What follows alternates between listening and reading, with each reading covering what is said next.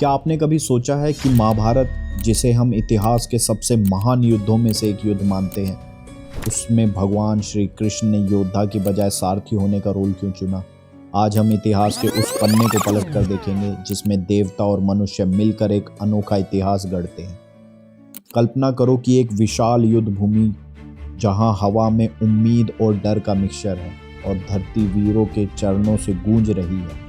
इस महायुद्ध के केंद्र में सिर्फ एक शांत और गंभीर मूर्त खड़ी दिखाई देती है, खुद भगवान श्री कृष्ण की, जो योद्धा नहीं बल्कि महान अर्जुन के सारथी खड़े दिखाई देते हैं। पर क्यों श्री कृष्ण, जो खुद विष्णु के अवतार हैं और स्वयं भगवान है, ने अपनी दिव्य शक्तियों को किनारे कर केवल एक रथ का सारथी होना चुना? इस क्वेश्चन का आंसर समझने के लिए हमें पहले नर और नारायण के बारे में जानना होगा। अगर हम इतिहास के पन्नों को पलट कर देखें तो कहानी शुरू होती है बद्री के आश्रम से, जहां नर और नारायण, जो कि श्री कृष्ण और अर्जुन के पिछले जन्म के नाम है, गहरी तपस्या में लीन थे। ये दोनों भगवान विष्णु के 5वें अवतार थे जो धरती पर पाप से युद्ध करने आए थे। इनकी तपस्या से न केवल देवताओं को जलन होती थी, बल्कि एक शक्तिशाली असुर दंभोदभव को भी परेशानी दे रखी थी। दंभोदभव को सूर्य देव से एक वरदान मिला था जिसका नाम था सहस्त्र कवच, जो कि 1000 कवचों का वरदान था।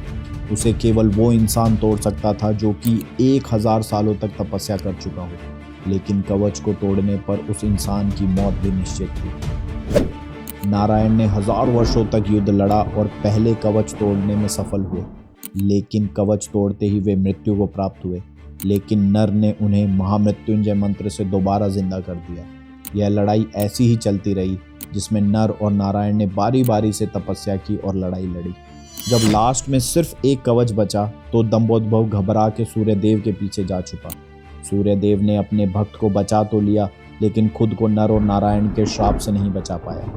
नर नारायण ने सूर्यदेव से कहा कि आपका यह भक्त द्वापर में आपके अंश से उत्पन्न होगा और तब आपको अपने पुत्र की मृत्यु का शोक भोगना पड़ेगा। सूर्यदेव का वह असुर भक्त ही द्वापर में कर्ण हुआ, जो सूर्य के अंश से कवच कुंडल के साथ पैदा हुआ था। अपनी पिछली जिंदगी याद करते हुए श्री कृष्ण ने महाभारत के मैदान में अर्जुन को युद्ध के लिए प्रेरित किया, क्योंकि अर्जुन ने ही पिछले जन्म में अपनी 1000 सालों की तपस्या पूरी की थी और सूर्य देवता से मिले कवचधारी कर्ण को वही मार सकते थे। हर व्यक्ति को अपनी लड़ाई खुद लड़नी होती है। मैं तुम्हारे सारथी बन सकता हूँ, पर युद्ध तुम्हें ही लड़ना होगा, खुद ही जीतना होगा, क्योंकि कर्ण का वध तुम्हारा ही धर्म है पार्थ।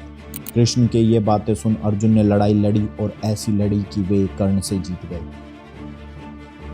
इस कहानी से हमें यह समझ आता है कि प्रत्येक व्यक्ति का जीवन और उसका युद्ध उसी का होता है। कृष्ण के रूप में विष्णु ने दिखाया कि मार्गदर्शन देकर भी वीर योद्धाओं की सहायता की जा सकती है, पर लड़ाई उनकी अपनी खुद की होती है। अगर आपको यह कहानी पसंद आई हो तो इसे लाइक करना, शेयर करना और हो सके तो चैनल को सब्सक्राइब भी जरूर करना। Stay tuned for such enlightenment stories. Till then, जय श्री कृष्ण।